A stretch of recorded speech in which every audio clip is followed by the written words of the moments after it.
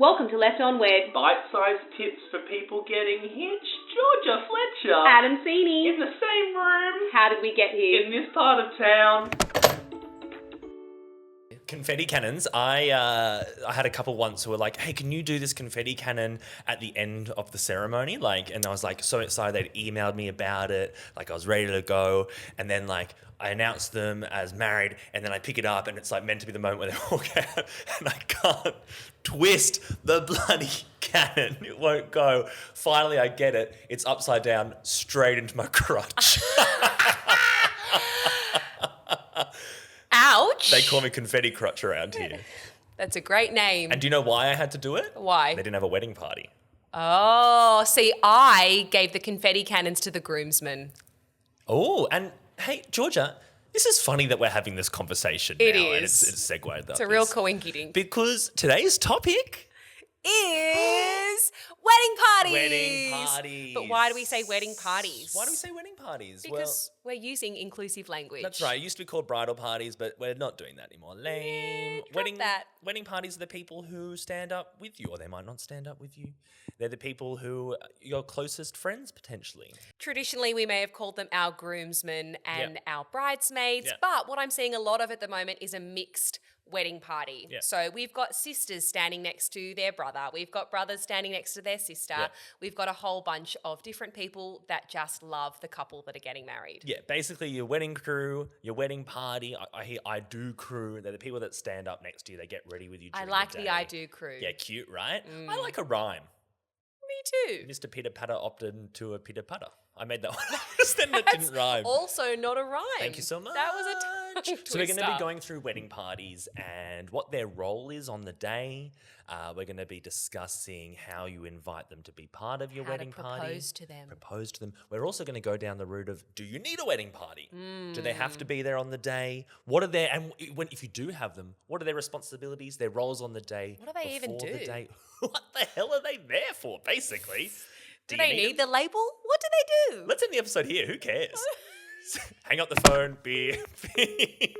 Who cares? Hope you got all those notes down, all the things that we were going to talk about without any Yeah, information but screw it. attached. 1 minute podcast. Enjoy the drive in silence. Somebody told me drama. recently, right? Someone who listens to the podcast was like, loving the podcast. It's 20 minutes of pure chaos, and then I have to listen to nothing for 10 minutes to unwind afterwards.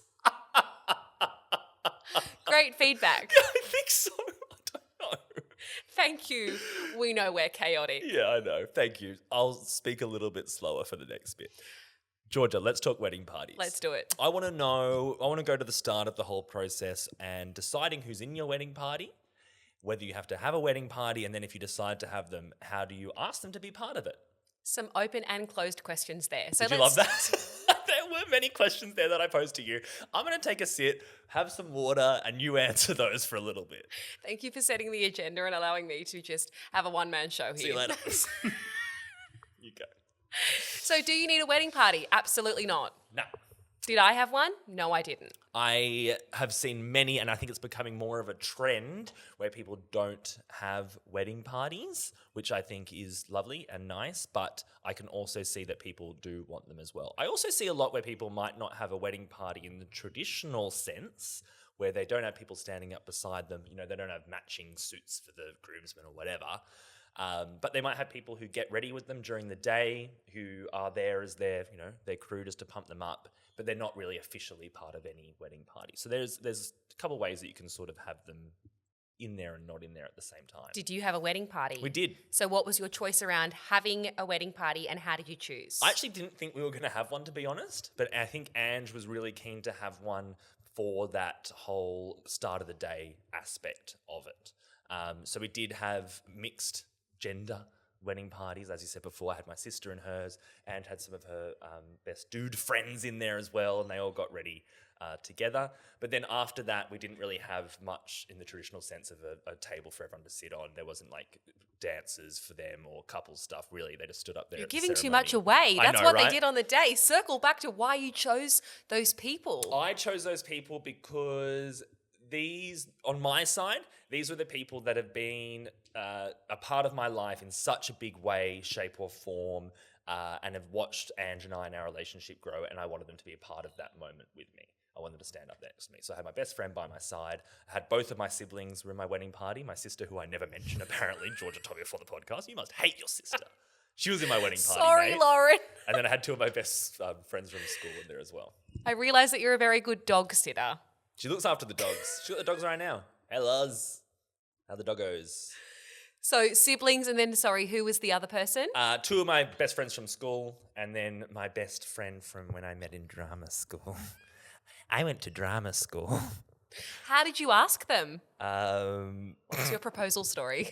I wish I could tell you that there was like, they all came around and they unwrapped this box, but Adam had too many beers at the brewery once and was like, you're in the wedding party. You're in the wedding party. You became like Oprah, but the Yeah. wedding version. That's what they call me around the traps. Okay. Oprah. You've got so many names today. Oprah, Hatman, The business, rhyming whiz. The rhyme whiz, rhyme giz, rhyme biz. Hey, Georgia. Don't try and rhyme your names anymore. Now, you didn't have a wedding party. No, I didn't. What was the decision making behind that? So we didn't want to put our favourite people into any kind of hierarchy. We just thought we are planning our wedding. It's a cheaper option more often than not, although I'm seeing other ways to budget around, not paying for suits or not paying for dresses and working with your bridal bunch or your wedding party. What we did is we got a bunch of our great friends to get ready with us. Yeah, so sweet. Max had an open door policy, so he invited as many people as he could to pop into his accommodation. It was great. And for me, I asked a few of my really close friends, do you want your hair and makeup done? You wear whatever you want. If you don't, there's no pressure.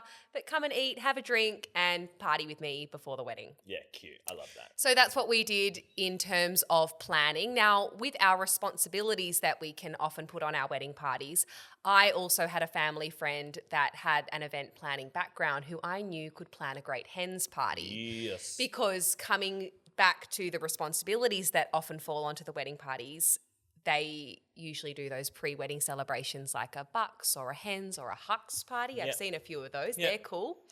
So I had a family friend that I knew could do that really well. So I asked her and she nailed the brief. Yeah. So what are some other responsibilities that we see our wedding parties have to do? Oh, just take up space and get in the way, basically. Look beautiful is your way of saying that. Looking Yeah. beautiful. Yeah. Yeah. Yep, yep. I mean, in the lead up to the day, it's up to you how involved or not involved you want them. I do see a lot of people in the wedding party might get a little bit involved in the planning as well. Maybe if they are part of that background, like you said, they might help do the seating chart and all that sort of stuff. If, that's part of their expertise and they want to help in that way, shape or form, fantastic. Like you said, doing that, fittings for dresses, for suits, for outfits, they would definitely probably come along to that and give you a bit of a helping hand, bit of a, bridesmaids street sort of moment. Seen It's that a movie? great movie. I have. I love It would that have been film. really left in a lurch if I hadn't seen that movie. It's a really interesting reference to choose. Basically, just watch the movie Bridesmaids, hang up the phone. Bye. So in the Episode lead over up, yet? they're planning your pre-wedding celebrations. They're That's there right. for the hashtag journey of your wedding planning. Yeah. They may also be living overseas at the time, or they may be living interstate, which could, See that heaps. pose some interesting conversations, but they show up for you on the day. Yeah. Yesterday's wedding, they had one of the bridesmaids come in from London and she walked up the aisle. I made a mention of it in my ceremony script, and afterwards she came up to me and she said, oh my goodness, I just wasn't expecting that, because that extra effort to be there for their friend was so important to them. Yeah. So depending on their skills, their experience in weddings, their passion for helping, and their time as well, that's a big one. So it's always good, I think, to just lower your expectations, and anything that they do and can do for you on the day and in the lead up is brilliant and appreciated. And we've mentioned this in other episodes before, being upfront with the people that you're asking to do things and having honest and open conversations with them about it. So it's like, I want you to be part of this, and this is what that's going to look like for me, or what can you offer in that terms of space? Like, can you help me in this way, shape or form? Oh, no, you're busy, that's fine. Or this is what I'm going to need from you or not need from you. And I think that's really important to have those conversations early on in the piece, so everyone's across what's going to happen. And I think what's most important in this is money. So a lot of it comes out, and people ask us all the time, who pays for what, right? Yes. Especially with outfits, with the wedding party. Traditionally, you might see that they wear the same sort of thing, that they match the couple or that they match each other. And then the question is, who's paying for what? Who's paying for what? Who pays for what? We've got so many things. Yeah. We've got belts, we've got shirts, Whoa. we've got cufflinks, Whoa. we've got jewelry, Oh my we've God. got shoes. Oh my God, we're going to a Maya right now. There is so much that we often need our wedding parties to wear and consider. Yeah. So we do need to have those conversations about who is paying for what. Yeah. Also hair and makeup, Yeah. who's covering what. And it's understandable that when you think about all those things, and if you have, 4 people on each side, paying for all of these items, it's going to add up and it's going to be quite a big expense. So I think I don't think there's any rule of either way who pays for what. But if you are in the position where you can budget it and you can pay for their outfits, then tell them that straight up. If you are not, do the same and tell them that straight up. Yes. And be like, we want you to wear this thing, but we cannot afford to pay for it in our budget, or we're going to be paying for, your shoes and your belt, like your accessories, but could you please do the suit? You need to have that conversation. And they might be upfront with you because you've had it and said, I'm not in a position to do that as well. This is what I have instead, or can I take a back seat? And that's fine as well. But Bit of communication and compromise. yeah, exactly. Because if you don't have that conversation, then it gets super awkward when it comes, to the point where you go up to the cafe counter and you're paying for your coffee and everyone wants to pay, Everyone. Everybody wants to pay. Georgia bought me a coffee this morning, basically. Oh my God. She That's didn't what buy friends herself do. one. She just went and bought me and Oscar one. It was amazing. I was already 2 in. Yeah, I'm now 2 in, I'm not going to lie. I've had 2 double shots, baby. I'm firing on all cylinders. You are so welcome. Thank you so much. So we've talked about what they do in the lead up, having really open, honest conversations about what the expectations are, other than the aesthetics and what they wear. Can I do one more thing about the aesthetics Please, and what they bonus. wear? So I did mention you see them, they might wear all the same thing and all that sort of stuff. But often now what we're seeing as well is the opposite of that, where they might be given a color scheme or something general, and it's like, pick something that suits you and that what you want to wear in this sort of scheme, which I'm really loving this trend. I don't know about you, but it's like, our color scheme is olive greens and natural earthy colors. Have you got something that fits? I do love that. I also had a wedding recently where she had the color scheme and each of her bridesmaids chose a color within that Yes. pastel color scheme. It was beautiful. And I am a big advocate for considering dresses that they can wear again or suits that they can wear again. I've worn my wedding suits so many times to other weddings. See, I haven't worn my wedding dress to any other weddings. So speaking of that, Ange had a wedding dress that was a 2-piece. So it was a white top, like crop top with a midriff showing, and a skirt which she's had taken up. And now the top is just a nice silky white top that she can wear with a pair of jeans, and she has. Sustainable fashion choices when it comes to weddings. And we did the same thing with the wedding parties where they were all given, we're going to be wearing these sort of rusty, earthy tones. Buy something you like, or if you have something that you already have, wear that. And they did, and it looked great because I like the mismatched kind of tone. I want to go to my wedding yesterday. Do it. See you later. Take us back. It's at the Cove. Oh my God, there's a table here now. Look at us in the studio. I know we are Stepping so it up. upper class. Oh my Look God. at us. Tag us. Fancy Share podcast. us. Subscribe to us. Do all the things. Yesterday's wedding. Yesterday's wedding, so there was a bride and a groom. He had 7 people in his wedding party, and she had 3 people in her wedding party, right? So completely unmatched. Nothing wrong with that. They asked me early on, it's like, is that weird? I'm like, do what, suits But you. I've overheard conversations where the groom has said, oh, so you need one more. Yeah. And she's like, no, I don't. You don't need to recruit people just because of numbers. Exactly. So an uneven bridal party or an uneven wedding party. So when he had all his groomsmen up there with him, and then just before Emma walked in, they all took a seat in the second row behind the family, except for his brother, who was his best man, stood up with him for that moment, which was really lovely. Bridesmaids walked down, they stood up beside the best man, and then when she's there, I asked everyone to sit down, and then they sat down as well. So it was just Emma and Deb, who were the couple, standing up there, and me doing the ceremony on the side, which I thought was really lovely. And I'm seeing that more and more as a trend, the wedding party sitting down and it just being the couple up there, which I love for a few reasons. You two are getting married, you know what I mean? Screw everyone else. And the second is in photos, how I know it does look lovely having all your friends up there, but how lovely is it just being the two of you front and center? That's what it's all about. And I think that's really cool. I'm seeing that very often as well. So if you are considering doing that, it's really important that your celebrant is across making sure that those seats are available, Definitely. making sure that there are seats available for your wedding party to sit down. So how does that work? The celebrant's up there, runs through all the housekeeping, naggy, put your phones away, take a selfie, all that sort of thing. Get ready for the entrance. The wedding party come up. Groomsmen are already there. Bridesmaids or bridesmen come up. And then when everyone is asked to sit down, they just sit down with the guests. Because I often get asked, so how does that work with when they're asked to sit down? Yep. They just sit down when everyone else sits down. Exactly.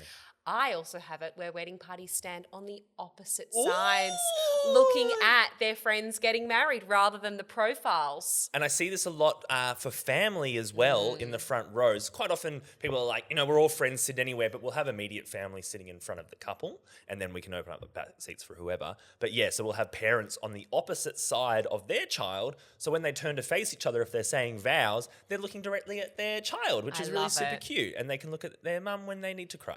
And It's mum has a tissue tucked in somewhere.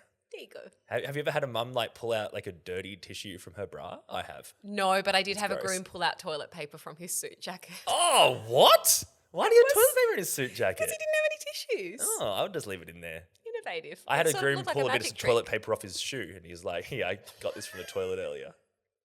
I did a whole ceremony recently with my fly undone. No one's going to book me after they listen to season 2 of Left on Wed, are they? It's all over. The whole thing Chaos. undone, right? And then nobody told me and I get to the car and it's like, oh, come on. Why did no one let you know? No. But you know what? You got to give the people what they want. You've also had broken buttons before or broken zippers? Yeah, I put my pants on in the car and one of my buttons went pew, right off before the ceremony. It was nuts. Luckily, I had a Opening belt. the show. Pew pew. Yeah, and it was like, It's your Adam, new you need to magic go trick. for a run. If you ever arrive to a wedding ceremony early and Adam's the celebrant, go to the car park because you will see him getting changed in the car park. Why? Well, I just wear my civvies in the car, right? Because I don't want to get my nicely pressed suit all creased. Podcast are we turning into? Oh my God. Inviting people to come and watch you put your clothes on? Yes, I am. This is not Magic Mike. Oh, I'm sorry. I'm in the wrong... Anyway, I got to go. Hang up the phone again. Is this podcast still going? Are we cancelled yet? Yeah, we've got to be, right? I can't believe we're back. Okay. The same person, by the way, who said, oh, I love the 20 minutes of chaos, always said, and I love the way that Georgia always takes a breath in and goes, all right, and gets you back on track. He just literally did that to me. Please, Georgia, We couldn't do this without each for other. goodness sake, get me back on We track. need your chaos and you need my calm. So, Adam's dressed. Everyone's come to watch him in the car park putting his clothes on. Yep. And that's Amazing. part of the wedding party duty to watch that. That's part of your pricing. So what I want to know what their roles are on the day. What jobs can we give them? What jobs do they have? What jobs do they need to have? Firstly, none. Do whatever the hell you want. But What are they good at? what are they good at? Yeah. But what, traditionally, hate the word tradition because weddings all tradition and do whatever tradition you want and screw tradition, right? They'll do a reception entrance. Potentially, if Ceremony you want that. entrance. If you want that. They'll do a speech. If you want that. All these things are if you want that, if they want that. But yes, so they might enter the reception and be introduced in couples or together. Yeah, have a big party. Love that. Some little behind the scenes jobs I like to Go. mention to the wedding party is have a snack pack ready to Ooh, take for cute. photos. Yes. So if someone can organise a tub, an esky, lots of your favourite snacks so that they're not coming back from wedding party photos and portrait photos playing catch up with everyone who's a little bit lit. Yeah. Little So- bit lit, aren't they? Oh, I'm a little bit cockney and lit. So, I'm going to mock you, Oscar, sorry. producer I Ross wasn't does trying to English, do isn't that, he? Oscar. You little cockney boy. I thought... Don't want to play catch up. So one of those tasks can be to make sure that you have got food and drinks to take away when you go for your photos. And can I add on top of that, which I think one of the biggest wedding parties' roles is on the day, just broadly speaking, is looking after the couple. The couple are getting pulled in every direction. They're saying hello to people. They're getting photos. It's madness. It's making sure that they're drinking water, that they're actually hydrated, that if they want to have an actual alcoholic drink, that they have those as well because they get pulled away, and that they're eating. It's actually really important that they have a look at them and make sure that is happening, because we see Adam's that a lot. also work health and safety officer. It's quite often, I'm not joking, where I come up to the couple and be like, have you eaten? Have you had a glass of water? Because, they get dehydrated. I've actually seen couples where they're like full on headaches or like vomiting in the toilet because they haven't looked after themselves for the day. So it's like, look after yourself. And that's what your wedding party's role can be, is looking after you. And that comes down to that very specific communication with your wedding party. This is what I need and want. Please make sure that I have water. Please make sure that I have a champagne ready for, the raising your glasses toast. Please could you fix my dress when I get up to the altar? Please could you hold my bouquet? So don't ever assume because you make an ass out of you and me. Let's talk about bouquets. Oh, yes. We've got a little voice note for that. One of our favourite florists has sent in a little voice note. We love about Gemma from bouquets Subsubtle. because she's a florist and she knows more than us. Take it She away, does. Gemma. So first thing I reckon we need to address is wedding party florals can get pretty bloody expensive if you've got a big wedding crew. My biggest tip if you're trying to reduce your budget on this is keep it really simple. A couple of ways you can do that. Firstly, I think buttonholes are a big waste of budget. Boys typically, they're hugging, they're squishing them, they look a bit tired before ceremony. So either cut the buttonholes or maybe just have one for your groom, maybe one for your dad, or just a couple of really important people, not your whole wedding party. If you do have them, they go on the left-hand side over the heart and not up too high, just exactly over the heart. Bouquets, I think, are great for having somewhere to put your hands while you're walking down the aisle, because that can be a bit of a stressful experience sometimes. I always recommend doing something really fun for the bride and then pairing it right back for your bridesmaids. So you can have like a single stem or something like that, so that you can put your floral budget to bigger impact pieces. A couple of things to remember with bouquets: always keep them in water for as long as you can in the lead up to walking down the aisle. When you're ready, pull them out, give the stems a dry with some paper towel or something, because they can drip and you don't want watermarks on your dress. And then when you walk down the aisle, there's a few vulgar ways to remember it. It's pubes, not boobs, hips, not tits, bush to bush, but basically just relax your shoulders and keep that bouquet down near your hips. And just remember, you don't have to have bridal party flowers either. You could use your floral budget in other areas and just walk down the aisle with nothing. Remember, it's your wedding day, so do whatever the hell you want and enjoy doing it. Yes, Gemma! We love Gemma so much. Go follow Subsubtle. She's amazing. She's absolutely incredible. We thought it would be better to get a couple of tips from her instead of us talking out of our asses about florals. And quite frankly, she's nailed it there. She's the rhyme queen. I want to quickly run through, just bang, bang, bang, some things that we might see wedding party do a lot on the day. So things that we see as their role a lot. But you don't have to do any of this. Who cares? You can add anyone in. But real quick, we see them hold the rings during the ceremony. We see them witness paperwork during the ceremony. They don't have to. You don't have to do that, but that's what we see a lot. Reception, we see them do speeches. And we might see them be the first to kind of join you on your first dance to pump up the dance floor. Can you think of any others that they traditionally might do during the day? No, that is really good. Other than the ones that I already mentioned about fixing the dress and holding the bouquet. Yep.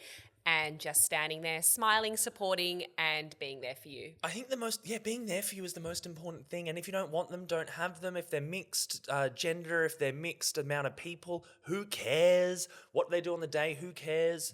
Just have frank conversations and just do what you want to do. That's the main thing. Just do what makes you feel comfortable, man. And do whatever you want. Do whatever you want. I'm going to go hot air ballooning now. I'm going to go jump in the water. Be like Oliver. Go scuba diving. Dolphins. I'm going to go be a dolphin.